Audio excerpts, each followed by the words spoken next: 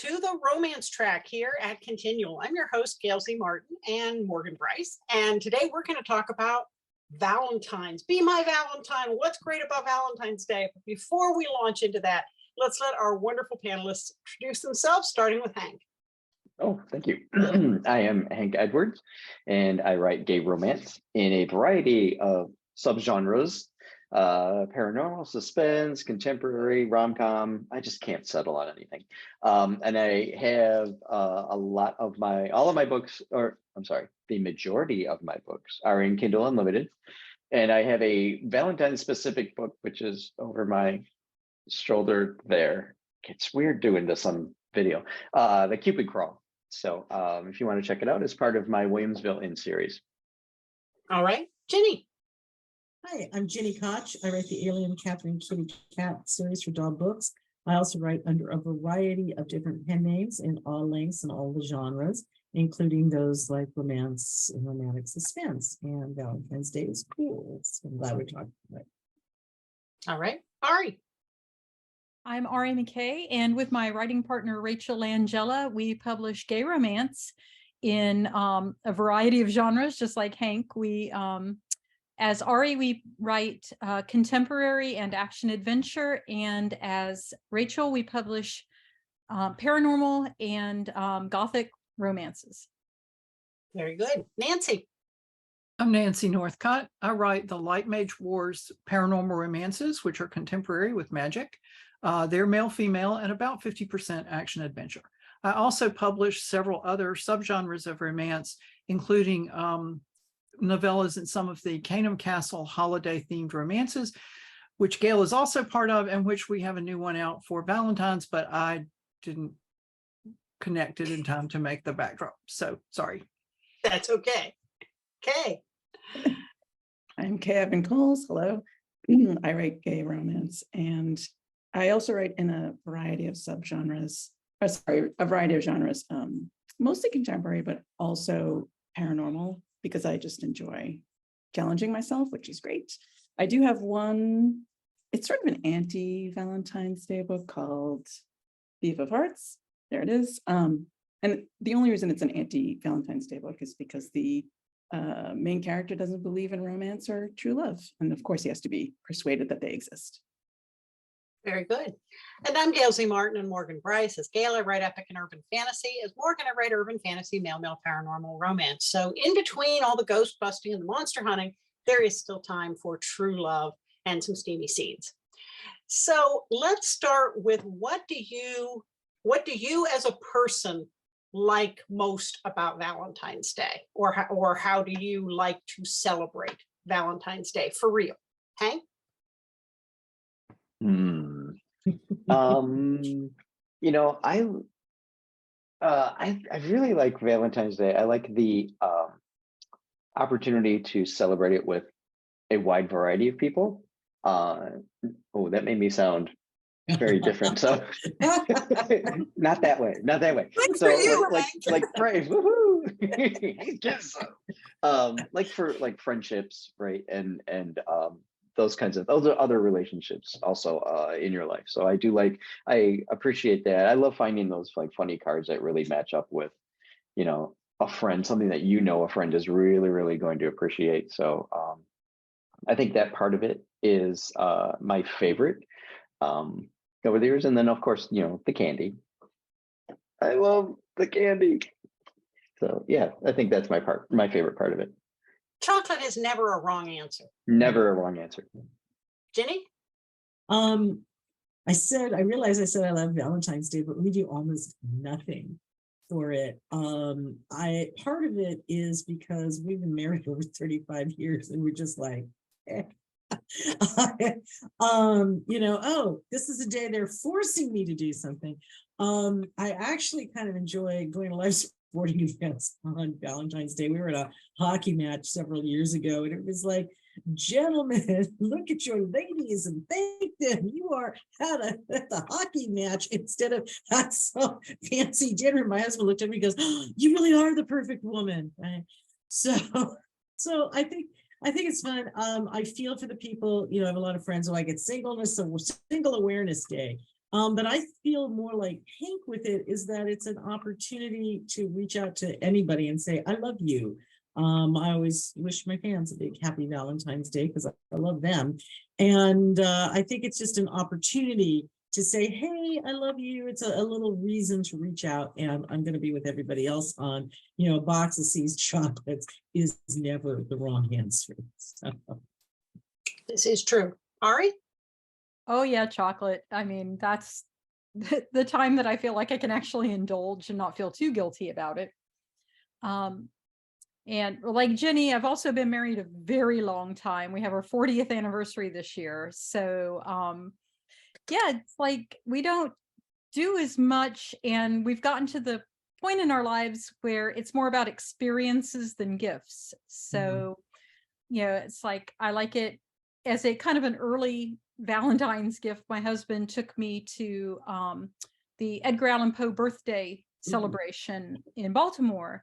Cool. And it was like, because it was an experience and I wanted to do it. And I said, okay, it's a little pricey, but yeah, we'll do it. And that'll be my Valentine's Day gift. So yeah, I like the fact that you can do things for your loved one. And maybe it means just a teeny bit more because, it's like, we're going to specifically recognize it, what our loved one does for us or what we do for them on this particular day. And, so that's kind of fun. Okay. Nancy?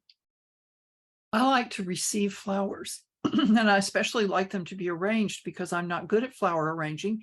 And when I do it, they look like, wow, somebody stuck a wad of flowers in this jar. And so they look much nicer if they're delivered from an actual florist person who knows what they're doing, or arranged by someone in my home who knows what they're doing, but none of us really do. So the thing I really like about Valentine's Day, kind of picking up on what Jenny said, is that it's an excuse to be unabashedly sentimental and show your appreciation to the people around you and do something nice for them.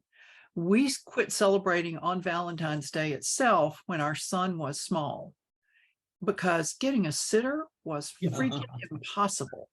So we actually met in February. And so what we decided was we would celebrate the day we met rather than Valentine's Day, because the day we met, sitters are abundant. And so we've just kept up that custom through the years. And we too have kind of gotten to the point where it's not the presents, it's the time. We talked once about taking a trip for Valentine's Day and we never got our act together. So that was kind of the end of that. So, we just like to go have a nice dinner and spend a quiet evening together, maybe watch a movie at home rather than in the theater, and just have a quiet evening together and focus on each other. Okay. Kay? So I'm just going to jump on the bandwagon with all of you. I have been married for a while, and my son is 15 as of like this weekend. And one of the things that I think is great about Valentine's Day is it sort of prompts people to focus a little bit more on affection and sentimentality and all that. But for someone who's young like that, they start to really think about, do I like this person? What am I going to do about it?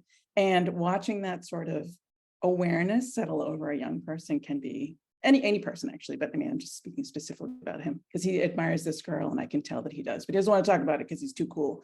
So I just think that being able to not have an excuse, but have an avenue to express yourself to a person that you admire or are beginning to admire is a really sort of fun thing. And also the candy is fantastic. Like Halloween, Valentine's Day is an excuse to just indulge in candy and also to just give it for no reason. Just going to give candy because you want to other people. So Halloween is my favorite holiday, but I think that the two have sort of some parallels with candy specifically. That makes sense. Well, like several people, we've been married 35 years. So at this point, it becomes very practical. Like you buy the roses at Trader Joe's because they're a third of the price of anywhere else. And discount candy the next. And we we love the big splurge is going to a fondue restaurant, but not on Valentine's Day, because then they jack up the price, they limit the menu, and it's crowded. So we go any other random day in February and just count it. And usually then they're totally go to a fondue place on a Wednesday afternoon. They're empty.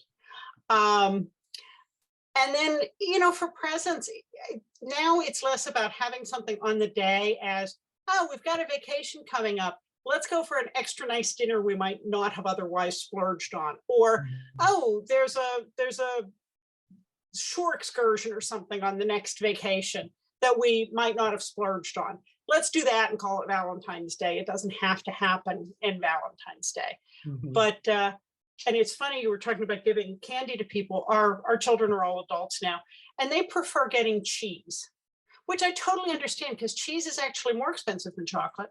Yes. And who doesn't like cheese?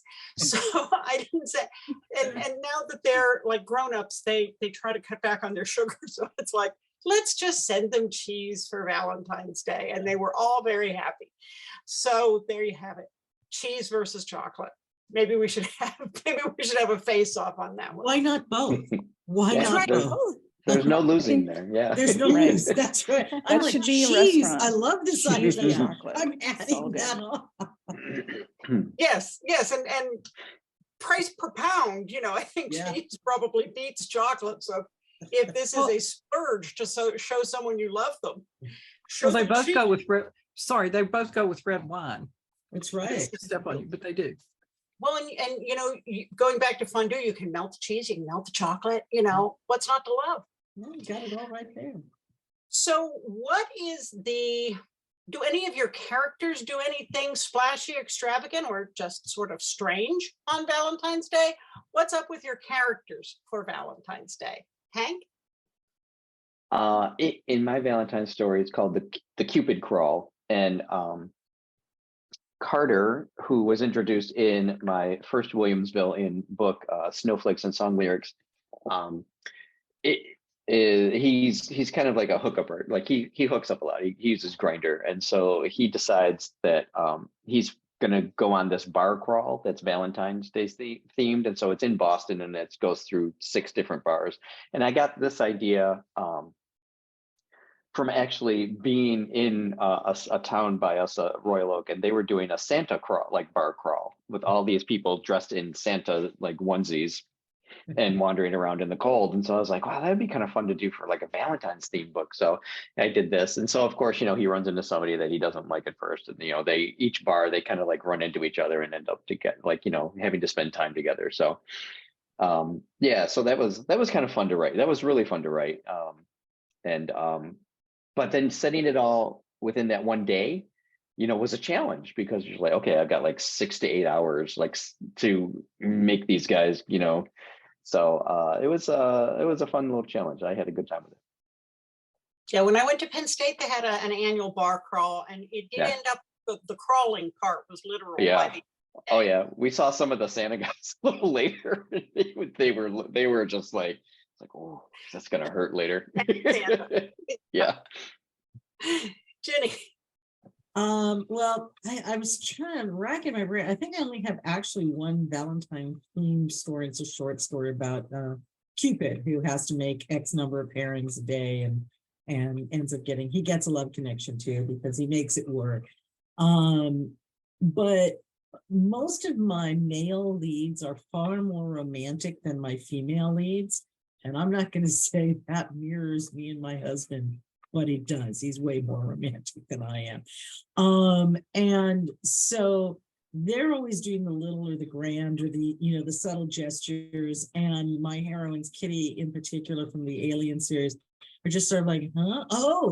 Oh, is it a special day? It's like, you know, like her husband walk in like, so do you remember what we're doing today? And she's just like, birthday, anniversary, holiday. No, I have no idea. We were just busy saving the world yesterday or the galaxy the week before. I don't really keep track. So my male leads tend to be way more romantic than my female leads. But it's fun because then, the guy can swoop in and do something charming or romantic or whatever. And my girls can go back to kicking butt, which is what they usually do. Okay, sounds reasonable to me. Ari? Actually, Rachel and I have several Valentine's themed stories. Mostly short stories and novellas. My favorite of which is a little story about two professors who, and it's called Letters from Cupid, where one guy gets broken up with right after Christmas. And so in the time leading up to Valentine's Day, his coworker, who sort of has a crush on him, decides to play Cupid and writes him all these encouraging letters telling him, don't give up on romance, don't give up on finding true love. And of course, at the end, they end up together. So it was really, really fun having this it was a grumpy sunshine story. So the grumpy one was actually the one playing Cupid, and he keeps berating himself. Oh, I'm no good at this. I'm no good at this. And of course, he turns out to be really, really good at it. But that was a lot of fun. So, marking out, the progress of a romance where, Cupid is, there with somebody deciding to take the role of Cupid was a whole lot of fun to write. Okay. But we have a lot of other stories like that too. Nancy? As everybody was talking, I was trying to think, do I actually have any Valentine stories in my Light Mage Wars? And the answer would be no, I don't. In fact, the only Valentine's Day story I have is in the Caneham Castle anthology that just came out. And little plug here, it's called Love and Valentines at Caneham Castle. And mine is a second chance at love story that offers redemption to a computer geek who was raised by parents who were obsessed with not only being successful, but being seen to be successful, and tried to instill that in their children, both of whom turn out to be a big disappointment to them eventually. But they're at the castle and there's a big Valentine's Day extravaganza. So they go to the tea room and they have a tea experience, several different kinds of tea with different kinds of pastries and sweets. And then there's a big dance at the very end where everybody dresses up, because I have this secret weakness for dress up occasions. Do I have dress up occasions in my life? No, but I have a real weakness for them. That was the nice thing about RWA award ceremonies, you dress up for it. So and I'm here to tell you that sequins are not comfortable to lean back on, but you can dress up for it.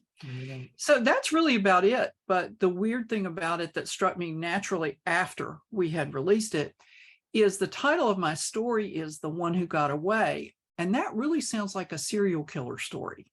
So probably not my best choice of titles, but it is a romantic story, serial killer implications notwithstanding. Okay. Well, blood is red. I mean, Okay. I have a question actually for Hank before I answer the question. So in your story, you mentioned that in the Santa crawl, they were wearing like Santa onesies. In the Cupid crawl, are they wearing Cupid onesies? No, I didn't go that far. That would have been fun, but I just had to know. As you were talking, I was like, oh my God. Okay. Yeah. Thank you for answering that. Yeah. No, thank So you. in my story, Thief of Hearts, the main character doesn't believe in romance or true love, but he was born on Valentine's Day, as was his twin sister. So they don't go out on Valentine's Day because, as a couple of people have already mentioned, you can't get in anywhere on Valentine's Day because it's packed all the time. So they get together and have a shitty movie night. I hope I can say that. I've already sworn now, but they have shitty movie night.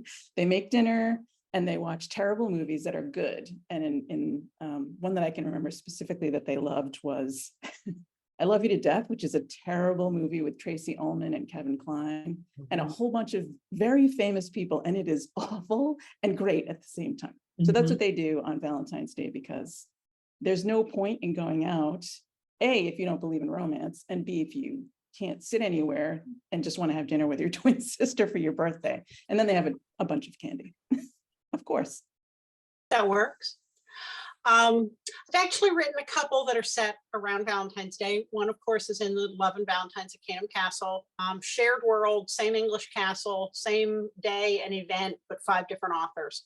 And so 5 different stories happening simultaneously. And mine has the characters from my Kings of the Mountain series. and they're there on their honeymoon. But they're also doing a small errand in that the family has an arrangement back in North Carolina with the Fae.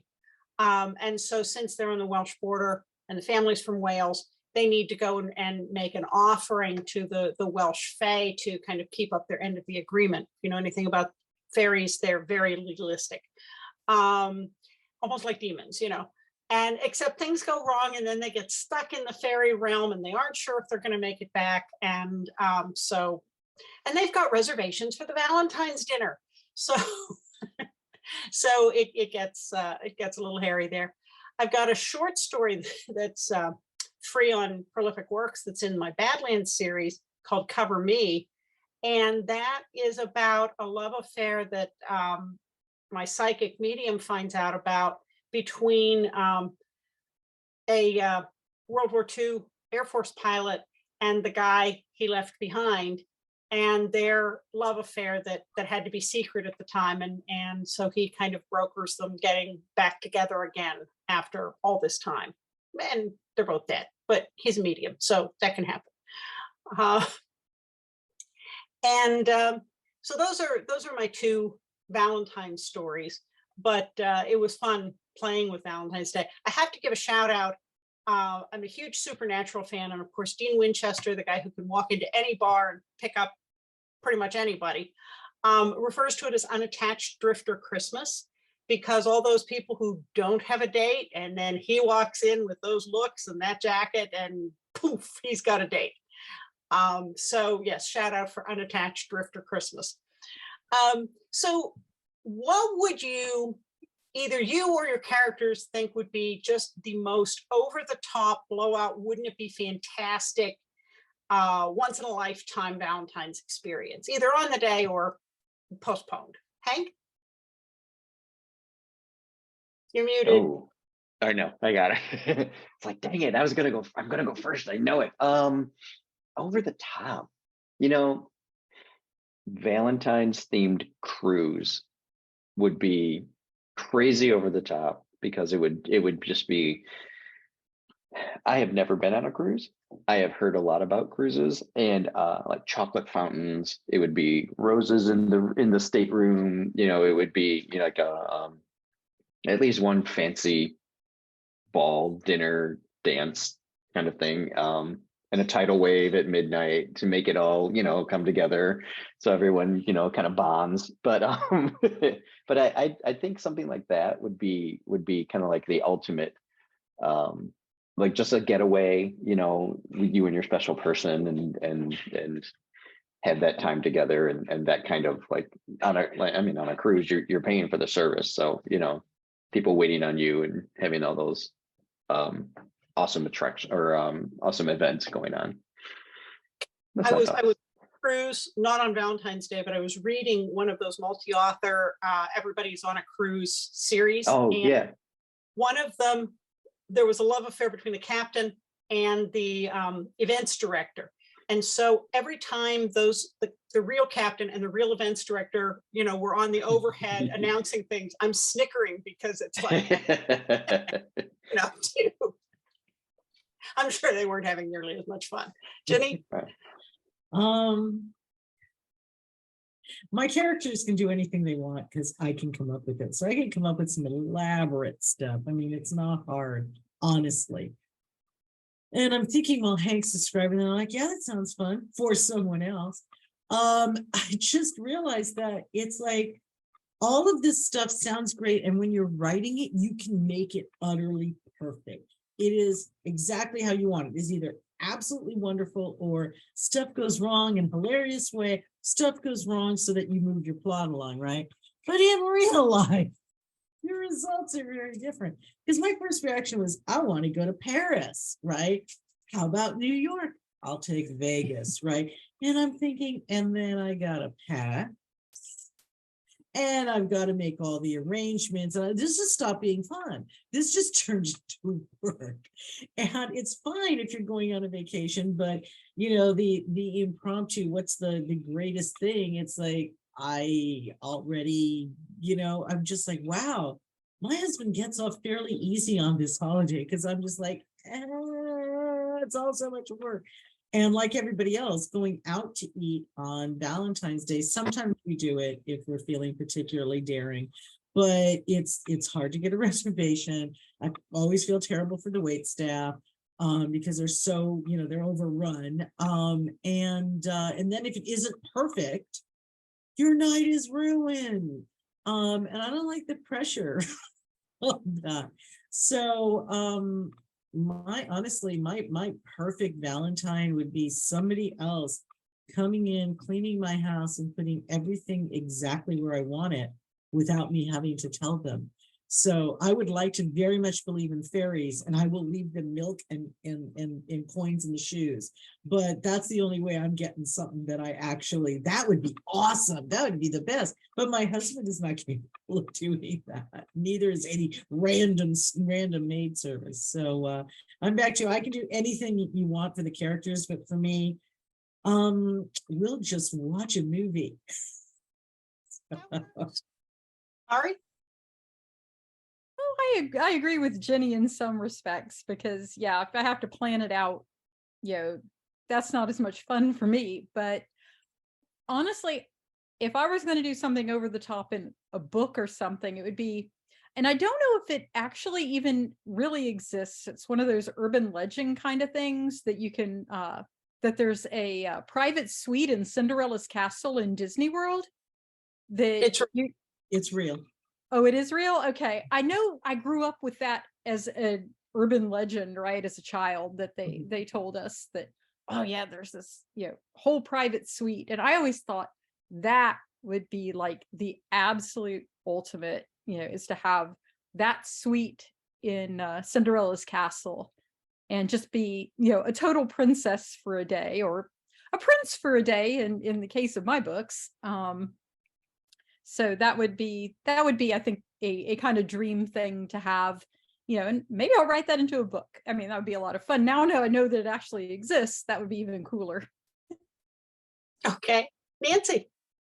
I'm not sure what all the characters would do, but I think Griff and Val, the lead characters in Renegade Mage, would probably opt to go to New York and stay in a very expensive hotel and have a meal in a tall rotating restaurant where they could see the lights of the city and out at the river, and just spend time, the two of them, because they had what we might call a chaotic courtship.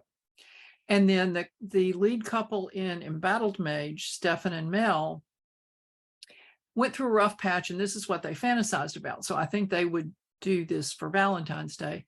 Cabin in the mountains, roaring fire, winter outside, hot tub, nice steak dinner and a good Cabernet, and just the two of them. That sounds lovely. Okay.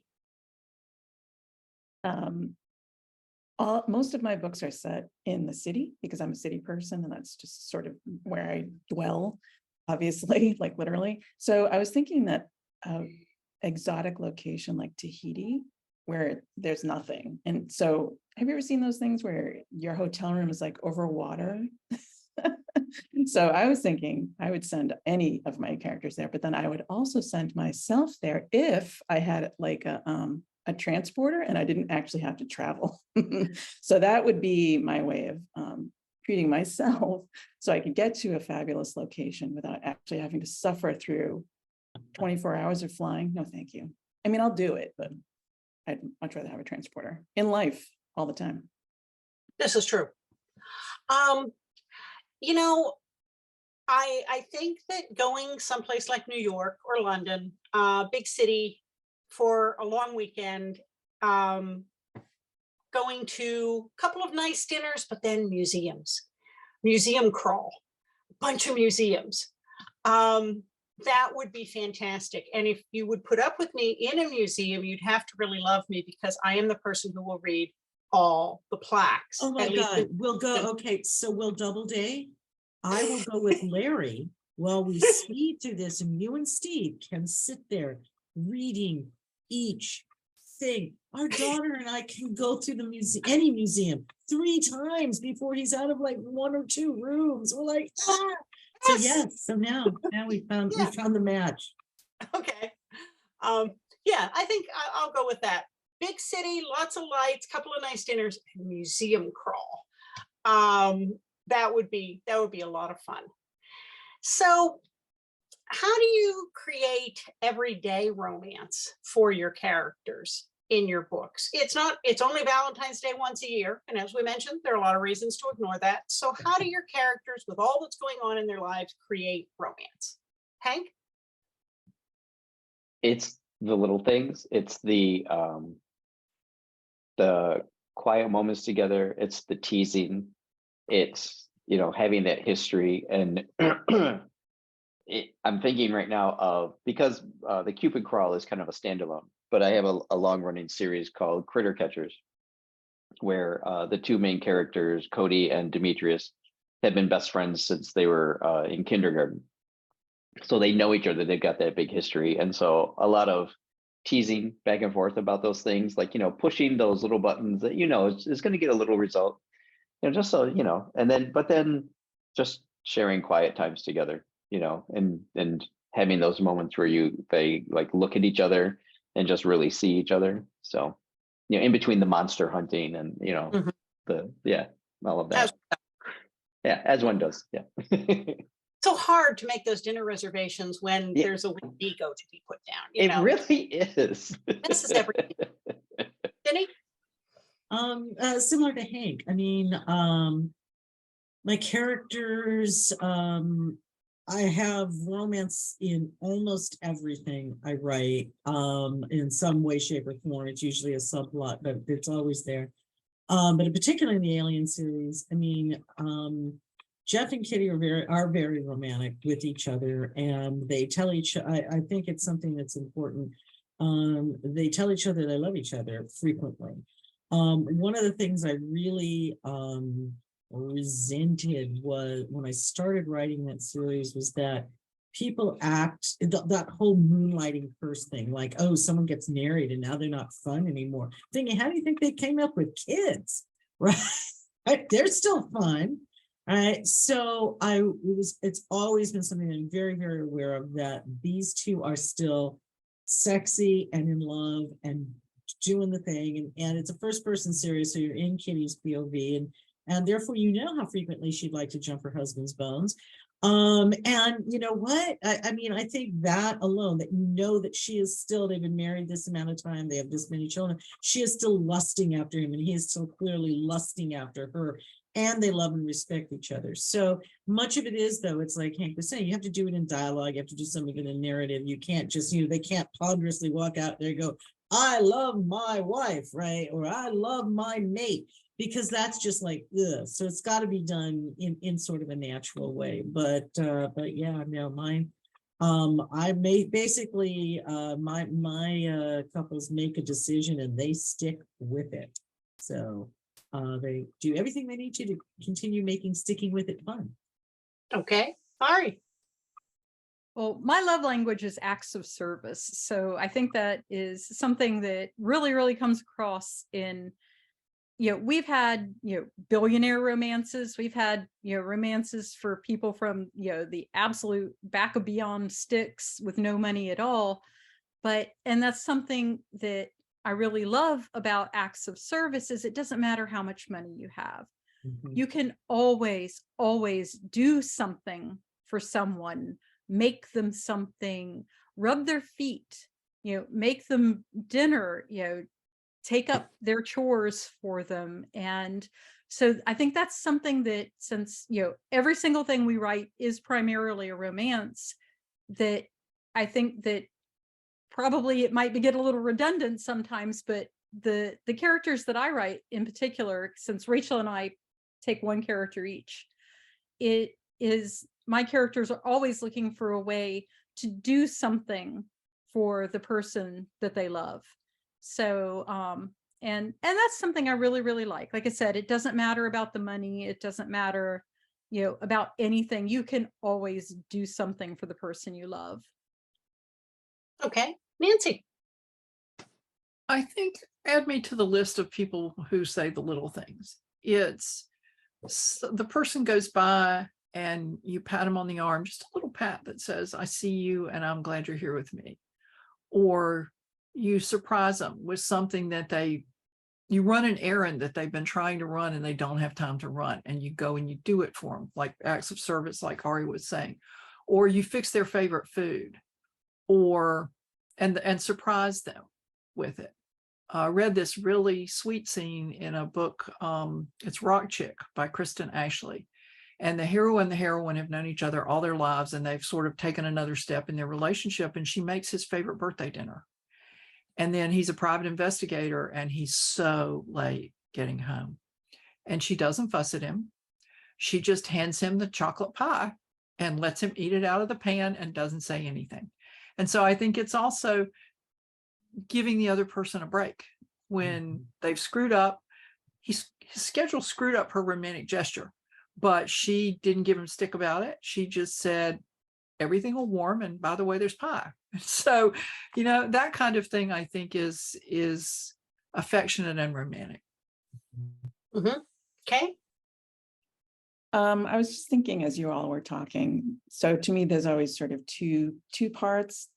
When they first meet and they start to make that connection with each other. And those are, when the sparks are starting to fly, but the connections can be quiet. So I have two characters in another book who one of them teaches the other one to knit. And he starts to learn to knit to deal with his anxiety, but then it becomes this sort of language where they're not really speaking, but they're making things together. So that's that first blush sort of love kind of a thing, or lust maybe even. But then as the relationship progresses, you've all been talking about those small moments, that making time together, maybe cooking together, taking care of a kid together if somebody has a child, learning how to dance together, just making that time to spend with each other. That's very romantic. And I have another book where one person, a reviewer, made mention of how much romance there was in it, but there wasn't any grand gestures or anything. It was just people, the two of them making connections and spending time together and choosing each other. Okay. Yeah, in my books, a grand gesture tends to be either taking a bullet for somebody or throwing yourself between them and a werewolf. So, which usually then ends up with a lot of red because somebody's now in the emergency room, but it doesn't really lead to sexy times because somebody's in an emergency room. So we try to avoid that on Valentine's Day. And I think I tend to write established couples. So any big gesture happens like in the first book when they're trying to do the meet cute, and usually it falls flat. But then as they go along, I agree with what everybody said about the little things. And the story I just did for Bookish Bits and Bites Beachside, try saying that 5 times fast, which is a charity anthology for Coastal Magic Convention, is my Badlands guys, and one of them is this tough as nails homicide cop, and he gets sick. And so Simon makes him a hot toddy, and Simon brings him chicken soup. And so we've got, this tough homicide cop who's sick in bed and miserable, and his partner's taking care of him. And that's love. It's not flashy and showy, but that's love. And so, yeah, I'll go for that. Even though the grand gestures are fun, it's the chicken soup that makes it work long term. Mm-hmm. All right, everybody, we have, as usual, flow through our time. So before we wrap up, please let everybody know where they can find you online. And if you have a new, recent, or upcoming book, tell us about it. Hank? Thank you. I am Hank Edwards, and you can find me online at hankedwardsbooks.com. It's my website. I also have a author and reader group on Facebook. It's Hank's Hangout. I'm not on the Twitter. I have Instagram, and I forget to post. I'm usually on, in my author group, or I'm on Facebook. That's the best place to find me. Amazon. A lot of my books are in Kindle Unlimited. My most recent release is, I've had a slow year last year, but I've been working on a second season of my Critter Catcher series. So I released Grave Danger last year, and then I just released an in-between novella that was free before, and I just released it called The Mystery of the Morlock Motel. And that's a little ghost story action there. So I'm still working on some more Critter Catcher stuff and some more Williamsville Inn books. So hopefully this year a little bit more. Okay. Gini? www.ginikoch.com is my website. I'm on Twitter. I've got 2 fan pages on Twitter, Author of the Alien Captain Kitty Cat series and Gini Koch Hairspray and Rock and Roll. And I'm on Twitter. I'm on Pinterest, and it looks like on Instagram, but I still have not figured out how to actually work it. So while it looks like I'm there and people keep sending me things, I can't see them. So please stop. I have a newsletter called Hook Me Up that you can sign up for free. And you can do that probably most easily off of the Hairspray and Rock and Roll fan page on Facebook. And I don't actually have a new release right now, which feels very strange and odd, but you know, more will be coming. Like Hank, my year was very slow in various ways, but it's picking up steam. Okay, all right. You can find myself and Rachel Angela at arimckay.com. All of our books are in KU.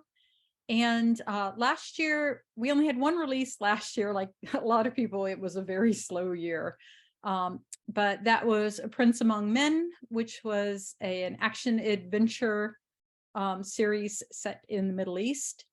And this year is actually going to be hopefully a much, much better year for us, even though it's been a little slow at the start. We have a book coming out called Key Change, which will be in Road to Rocktoberfest, which is being moderated by Tammy Travis. And we will have a story in the Midnight in the Renaissance Elevator anthology that Miski Harris is putting together. And then I am coordinating a series that is the Carnival of Mysteries, where we've got 17 authors, including Gail, or actually Morgan, who will be in the Carnival of Mysteries series. That will be coming out starting in June and will go all the way through October. And the book Rachel Angela will be having a book in that will be Gods and Monsters, which will be the last book of the series. And other than that, I am on Facebook far too much for my own mental health. But yeah, you can find us there. And we have Ari and Rachel's Crone Cavern is our reader group. And otherwise, just, you know, anybody can message me at any time as Ari McKay. Okay, Nancy. My website is nancynorthcott.com. Like Ari with Facebook, I'm on Twitter more than is probably good for me. And I'm at Nancy Northcott on Twitter. I have a Facebook author page, but I can't figure out how to work it since Facebook changed everything. I do have a street team that's just getting rolling, and it's easy to find. It's Nancy Northcott Street Team on Facebook.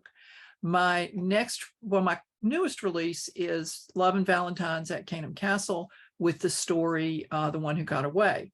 My next release is Over My Shoulder, The Singleton Warrior Mage, which is the next book in the Light Mage Wars, and that will be out on February 15th.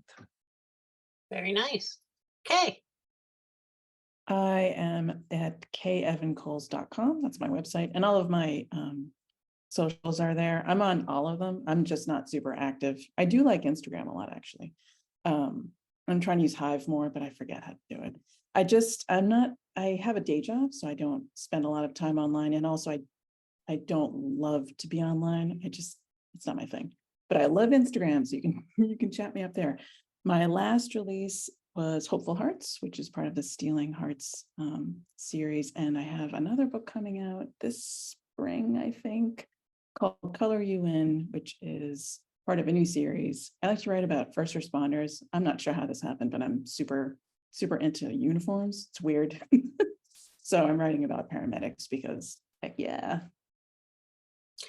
And I'm pretty easy to find at gailzmartin.com, morganbrice.com. All of my modern day worlds, as Gail or Morgan, all overlap with each other, and the characters show up in each other's books and series. So it's kind of one big expanded universe. As Nancy mentioned, I'm in the Love and Valentines at Canham Castle series. I'm also in the Bookish Bits and Bites Beachside anthology, which is a limited edition that goes away at the end of February.